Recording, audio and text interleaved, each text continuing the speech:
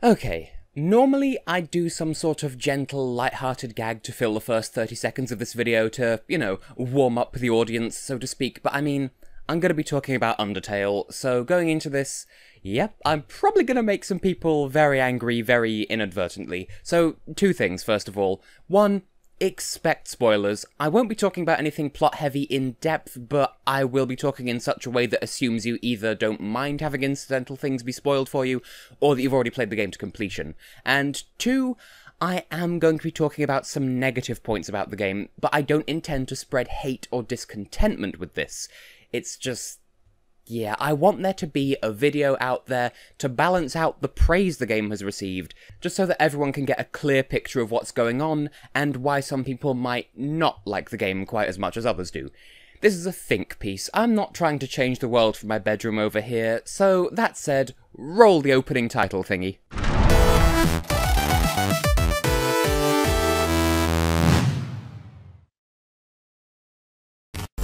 Hello everyone, I am Tessellating Hexagons, and yes, indeedy doodle, yep, oh yeah! It's time I talked about Undertale. You know, Undertale, that one indie game that everyone fell backside over breast in love with for all of about 10 minutes 2 years ago, or, okay, 20 minutes, half an hour at most. It was more popular than just a fad at any rate, but to cut it down to those fast facts that I'm oh so fond of in these videos, all of this is to say, it was, and still is actually, a little independent RPG meets Toho kind of game created almost entirely by one individual, Toby Fox. Sure, he had a little help from some friends, but his is the name that everyone remembers. Anyway, it was released for PC on the 15th of September 2015. Fun little fact with that though.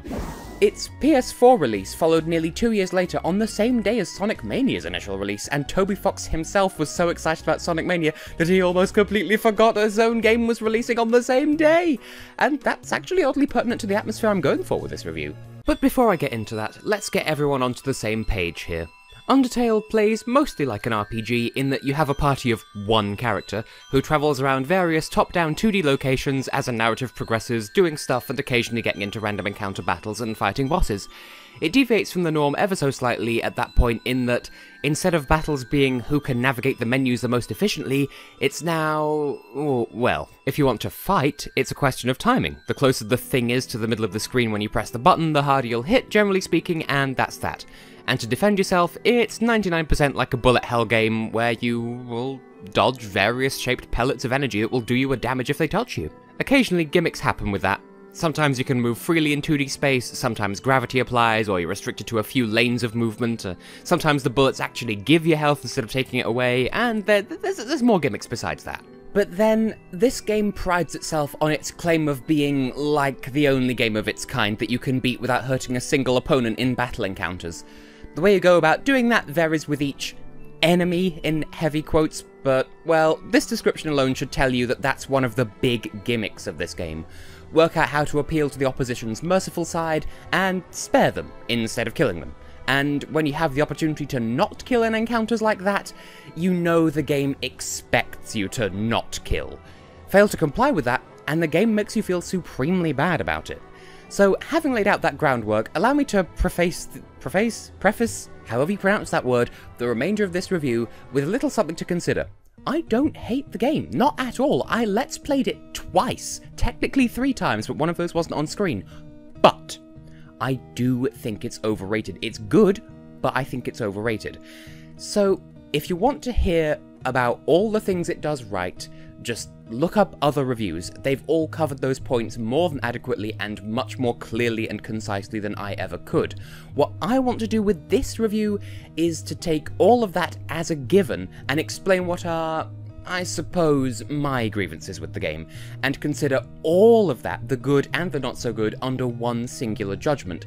That means the grade I give at the end of this video will keep in mind everything everyone else has praised the game for, and what I take issue with here. And it does do a hell of a lot right, and it does a hell of a lot of good, both for the industry and for itself, I won't deny that. So, with that in place, let's get started.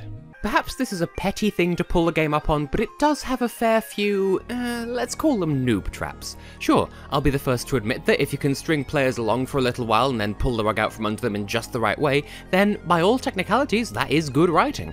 And that's something this game uses to its advantage. It looks and feels like an 8-bit era game, and every so often, just when you forget it was made in Game Maker, it slaps you upside the head with a subtle reminder, or a not so subtle reminder, that it isn't stuck to the limitations of old hardware, it just pretends to be, and for that express purpose. And that is good writing, and an excellent use of the medium. So make no mistake, I'll praise that as much as the next guy. What I take exception to, however, is the glee with which the game does this on less technical levels. That is to say, the game bills itself to unaware first-timers as a quirky RPG evidently written in the 2010s with the option of going pacifist, but it's not, and it punishes you for believing it when it claims to the contrary. The truth of the matter is, in order to fully appreciate the game, you simultaneously have to go into it totally blind, and also somehow be completely and fully versed in every little nuance of the game, which sucks a fair bit of the fun out of it because, well, that kind of double thinking isn't possible. Literally, it's contradictory. You can't go into it fully blind and know everything it's going to do. You see my problem? For those in the know, this might sound like sour grapes, coming from one of the many people who fell foul of this fallacy with the first main boss of the game. To bring everyone else up to speed, what I'm talking about is how the first boss is a really sympathetic character with no immediate feedback on whether or not you're doing the right thing during her boss encounter one way or the other. So, most players default to chipping down her health over time in hopes that she'll recognise the futility of the fight and end it for you by proxy with a cutscene, only for a hit seemingly at random to suddenly do substantially more damage than the others and kill her on the spot, totally irreversibly. Now, I'm going to swoop in here and say that no, that never happened to me, and I can prove it. If you do kill her but then reload your save from before the fight and then go back into the fight afresh as if nothing ever happened, you actually get new in-game text saying, oh, didn't I kill her already? And you suddenly remember how it looked when you killed her last time, and stuff like that. The game doesn't let you forget that you messed up. In my blind Let's Play of the game, you can quite clearly see that that text never came up. How do I know about this Easter egg of sorts then? Research. Make no mistake, that whole bit about reloading the save prompting new text options, that is clever, that I will praise. But what I object to is this bait and switch setup whereby the game expects you to fail, the game wants you to fail, the game goads you into failing, just so that whatever you choose to do thereafter, it can laugh at you for having done it. That's like the psychological equivalent of a schoolyard bully grabbing you by the arm and slamming your own fist into your face, asking, "Why are you hitting yourself?" over and over again. As I said, I concede this does sound like sour grapes, particularly to proponents of the game who bring this all under the same umbrella of clever writing, but please do hear me out.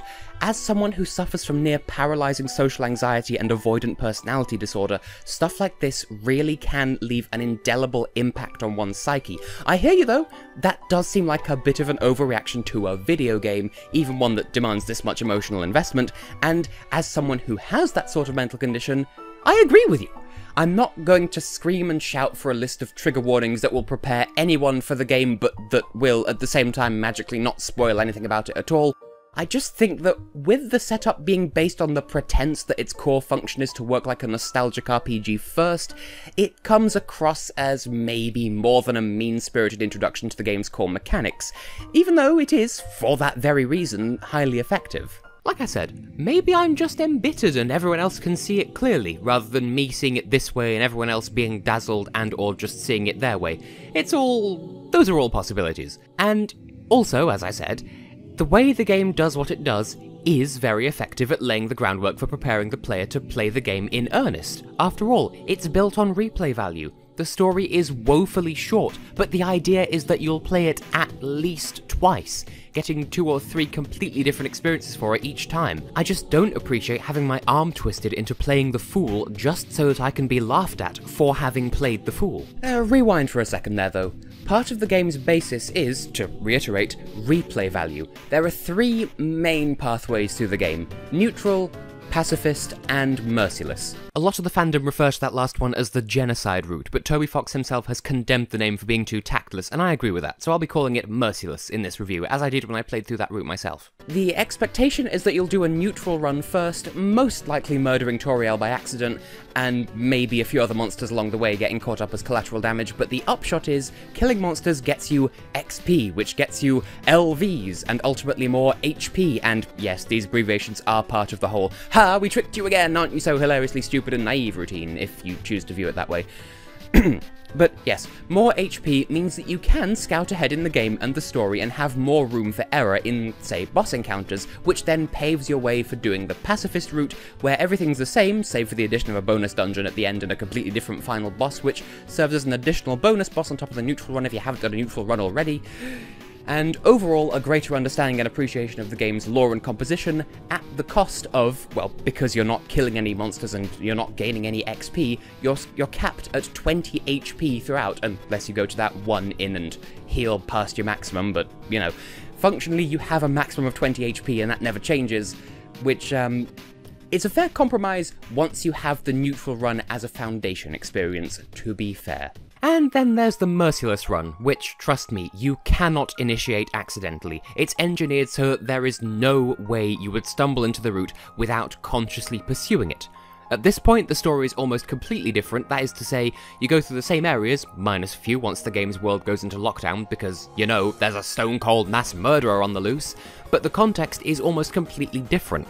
And as such, you get some different boss encounters and a totally different ending. Here's the thing. The Merciless Run is boring.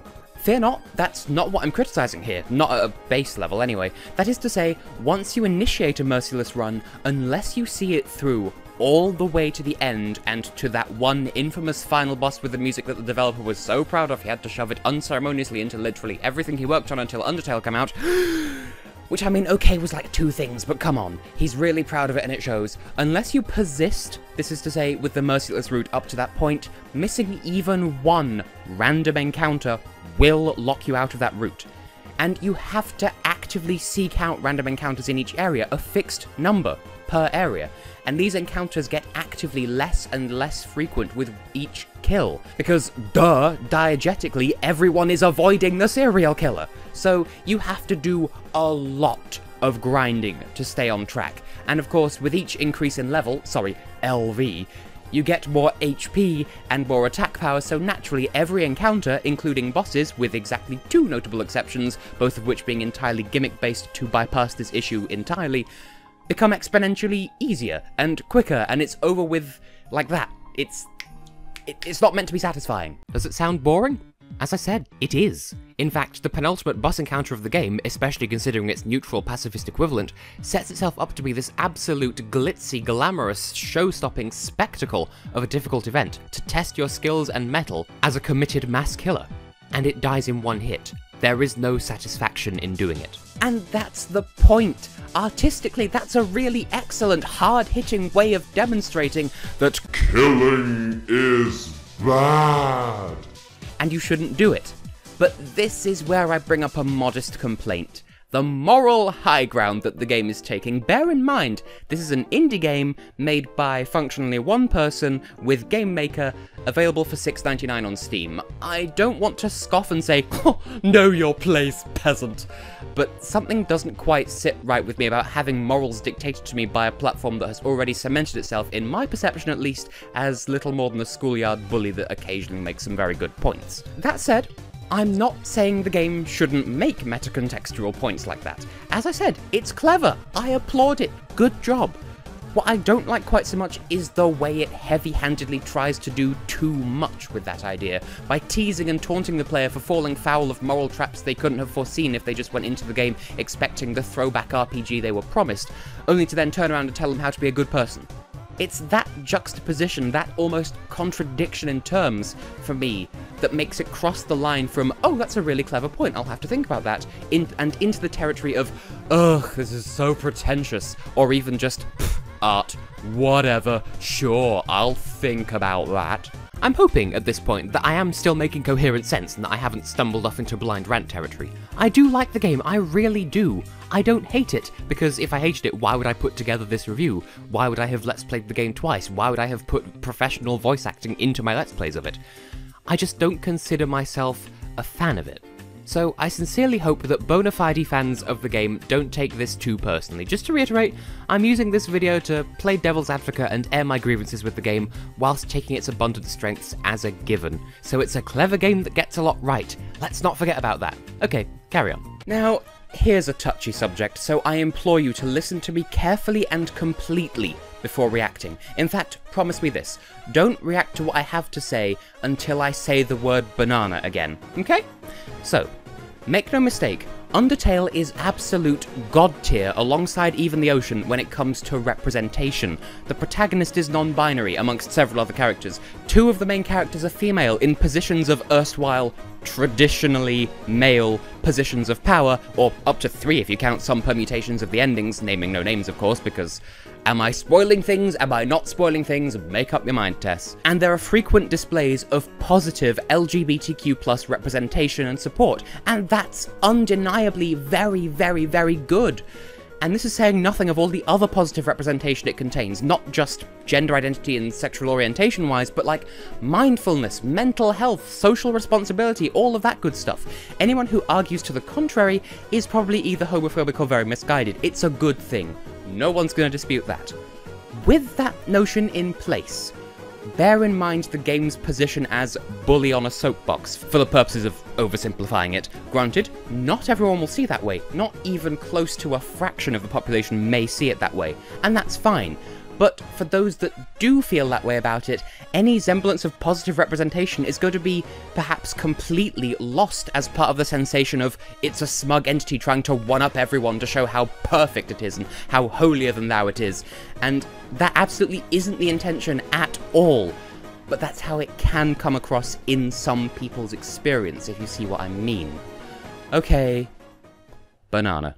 Once again, and a little louder for the people at the back of the room, I think the game's diverse cast and consistent positive representation of so many aspects of being a person are absolute, undeniable, unstoppable forces for good, making the world of monsters, as it's called, so much more humane than actual humanity itself, both in-game and in the real world. My issue is just that it's lost, or worse, comes across as pretentious and preachy to anyone who doesn't view the game in a positive light, of which there will be some, between people instinctively opposed to the game because of its popularity, and those who feel put out by the stuff that I've talked about in this video or other things. Hyperversion can be a powerful force for bad if left unchecked. Having said all of this, I am left to wonder if I personally had gone into the game knowing that it wasn't the RPG it set itself up to be, would I be more forgiving towards it? Would I be less willing to play devil's advocate like this? Well, my experience reviewing Eurovision songs tells me that I'd probably have found the same points to say, just not as easily, not as quite from personal experience, if that made grammatical sense. I want to always look at both sides of any discussion, and this video is the culmination of my thoughts about the darker side of the fence, which is totally a legit expression, I swear. Just so we're clear on where I'm at myself, I bought the game on release day, having already promised to several of my friends sincerely that I would Let's Play it, because I liked what I'd heard about it, although all I had heard was that it was a regular RPG where the battles had the added gimmick of being Toho-esque, and with the option of sparing one's opponents, and thus giving me the assumption that the most the game would do is perhaps track my defeat-spare ratio as some kind of fun little extra counter at the end of the story. I admit, I actually would have preferred if the game had come out like that myself, because now such a game can't exist without being labelled a normie Undertale ripoff, which is a bit of a shame really, because there is some potential with that idea. Anyway, that assumption is what gave me the mindset that brought me here. Perhaps I'm being overly sensitive, and perhaps I shouldn't have assumed so much, I don't know, but I've said my piece, and this piece is a think piece. Peace. So, how would I rank it on my patent-pending scale of colours, shapes, and letters that I totally didn't rip off from a combination of Sonic Adventure 2 and Nights into Dreams? Well, this is profoundly difficult. I know that if I give it anything lower than an A, I'll immediately earn the ire of more than half of the internet, but I hadn't intended to from the outset. really, I'm torn between a B and a C, because as a game, it does so much right, and that shouldn't be overlooked, but there are these issues that I've talked about that might, or might not, pepper your time spent with the game. Plus, I want to save my A ranks for something that really blows me away and that has almost no flaws, and in this case, I'm torn between a B and a C, but that's still good, because that's still better than a D or an E or an F, so this is still a definitely good grade no matter what I go with. I think, factoring in what I've said in this video alone, well, the verdict will depend absolutely on your own personal experience, and you're welcome to draw your own conclusions. You can give it your A if you want to. That sounds suggestive. You can give whatever grade you like.